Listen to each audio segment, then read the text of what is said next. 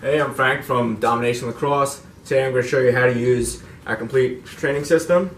So what you're going to do is grab the lacrosse resistance aid, you're going to loop it through some of the top holes on your stick.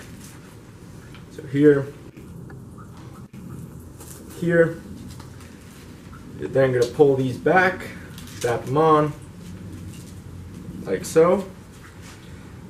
Lock these into place. Then you're going to go down here. Loop this around.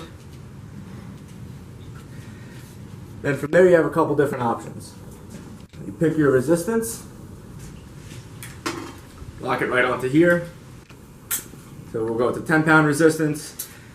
And depending where you are, you could either put this side onto a fence, or you attach it to the door anchor, and then bring it right over here.